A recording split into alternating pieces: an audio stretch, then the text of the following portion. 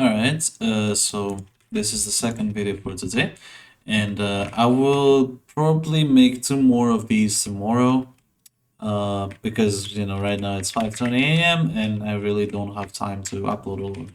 So this one is gonna be about STEC. So right here, this is an STEC distance bounce. So we have to do 3, 2, 1 after bounce, only hitting S. So how do we do this? How do we approach this? So first of all, the first thing you need to address is, do I need to go wide or sharp? So if you would need to go sharp, you would need to hit the bounce with least sideways speed possible and then turn really fast, right? And that would make you go sharp. Let's say like the bounce is like very close. That's how you would do it. This bounce is kind of far though. So we need to go wide. So we need to gain as much sideways speed as possible. All right. That's step number one. Now, step number two, how do we know when to switch FPS during the S? And two things come to my mind. So, if you're a good half-beat player, this is gonna be easier for you for sure. But you don't need to know half-beat to know how to do this. So, when you're first starting the S, right, you need to hold 333. Usually, when you want to go wide, it's best to hold 333, looking forward and a bit left, maybe, than forward. So, like, this would be forward. I was looking like here, right? And then you want to hold S and then turn, turn, turn. And around here, accordingly, here to here, something like that. This is dependent, like these lines, it's dependent on how much left you were looking when you started holding S. So around here would be when you would want to switch to 250. And with 250, you want to turn, turn, turn, turn until you almost reach complete forward motion, essentially. Right? So this is pretty basic stuff for me. I think the most difficult thing to understand is how to use the 333 itself on the S. Because to translate this to normal view, it's like you would do this. So when you're using 333, in order to stop your speed quickly, you will need to look very diagonally, right? And with STEC, it's the same. By looking left, like this, it's like you're looking diagonally. So your speed going that way stops way earlier. And that's why we want to look that way. And then the turn is obviously you turning towards the 333 angle, right? And then the thing where you stop and switch to 250 is the point where you get to 250 angle. So now the question is, how do I know when to switch to 250 angle exactly? Because there's no way I can like memorize this. So it's different for most STECs, right? So the first and most simple thing to do, in my opinion, is trial and error. Like, we can go hit this, we hit like this, okay, and then we turn, turn, turn, we never switch, okay, 740 speed seems to be the margin, okay, cool. I'll switch to 250 when I hit 740 speed. That's one thing you can do, obviously. The other thing you can do is keep track of where you're looking, which is way better in my opinion, will make you way more consistent in doing STECs. So, for this, first of all, important, when you're holding S on 333, you should turn as little as possible before your speed stops going forward. So when you see your speed stop going forward, that's when you want to start turning to the right. For this one, for example, And then we just initiate the STEC. So the STEC is a simple strafing technique. It's not really something that you would like think too much about. You can think of it as another 3 to 1 switch, On a 3 to 1 switch, you would turn like this. This is the same exact thing, it's just holding S on. Nothing changes, literally. As long as you understand where the 3 switches to 250, everything else is super straightforward.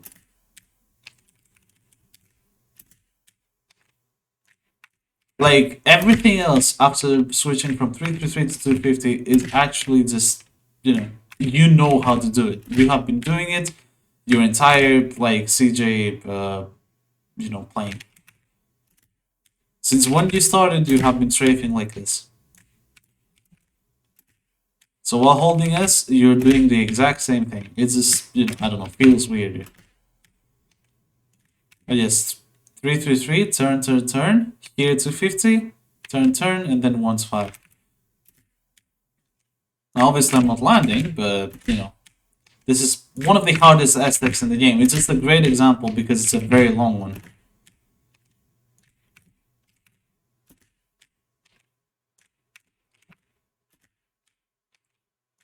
But this is one example done, and I'm now gonna switch map and go to MP Rush to show the other aspect.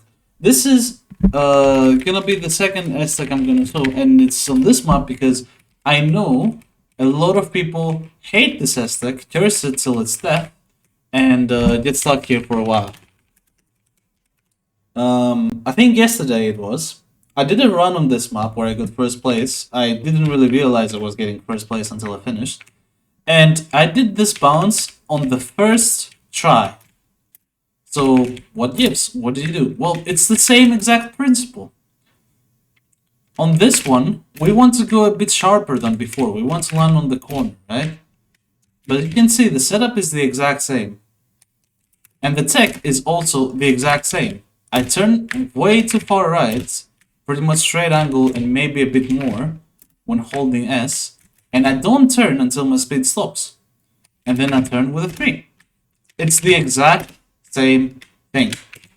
And on this specific one, after you understand that, what matters a lot is the RPG timing.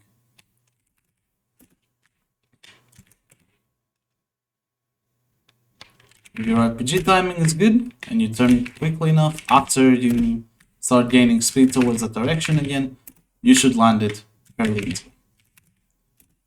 So yeah, I mean, it's obviously a hard essay, this one.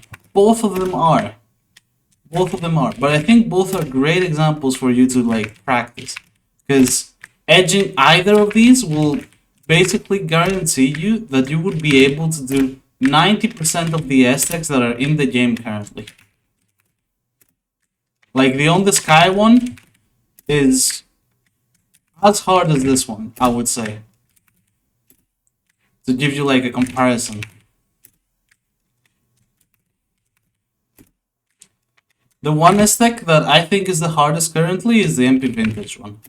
The MP Vintage aspect on the hard way is probably the hardest in the game. And it's very, very underrated. It's like almost perfect.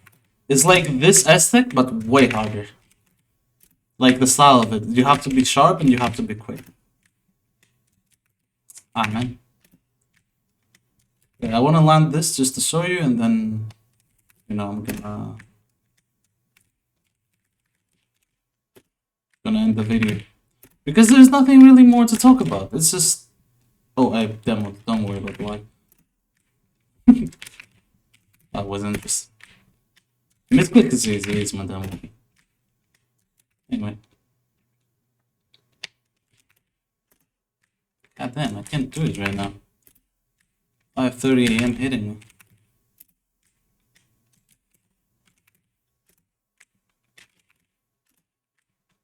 Hitting real bad. Oh god. I can't even do a para.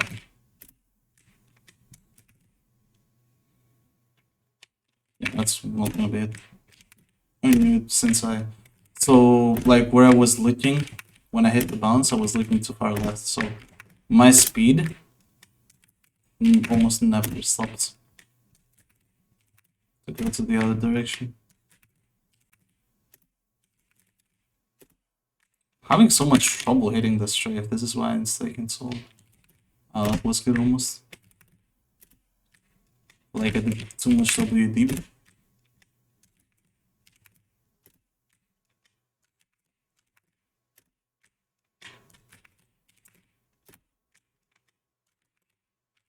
Come on, bounce me, man.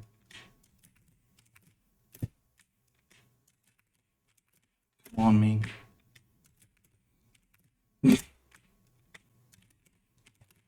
Aw. It just doesn't like me, does it? Doesn't want me to bounce. But yeah, it is kind of a good response. I'm not gonna lie. Like, it is a hard thing.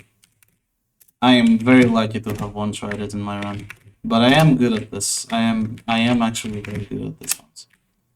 Because later, Enter was stuck on this, and I was trying to help him, and I did it very quickly there as well. Just now that I'm struggling, because by this time I'm kind of tired. Can't even strafe it.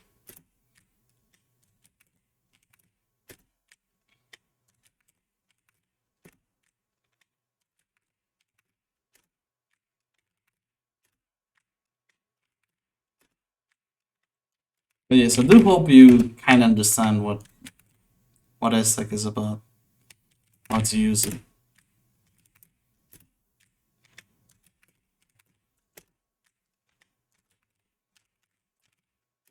I'm happy to consider myself one of the best in the game at using this tech also and understanding it. So, you know, I'm pretty happy with how I perform on these kind of bounces. But yeah, it took me more time than I expected for sure. But it happens. It's just, practice is needed obviously on these things. So yes, take out from this, Aztec is not much different than regular 3-1 strafing. It's just done looking at another direction, basically. And the most important thing to understand is where your 3 starts and when it ends. And once you understand that, the rest feels normal. It can be done normally. The timings are the same, the stray speeds are the same, everything is the same. Nothing matters. Now, last thing you may be considering is the RPG. Because you see some people are RPGing looking up, some people are RPGing looking this way, some people are RPG looking straight down. This is dependent on the bounce, kinda. Like, there are bounces that need only the distance and you need to, like, look pretty high up in shoot RPG. Generally, on most aesthetics, this is, like, the perfect angle to use. Just, like, 45 degrees down. This is pretty much perfect. And if you watch bots play the game, usually when they shoot their RPGs, they will shoot it backwards, looking 45 degrees down. This is the same exact principle on the S-Tech. So, you know, 45 degrees down is a good bet for the RPG. Just hold it there. But yeah, everything else, not too difficult to understand. Just like the 333. Once you understand that, it's over. You know how to do SX. And yeah, I hope you learned something new. And I will see you tomorrow on a different video where we will tackle height bounces. Thank you for watching.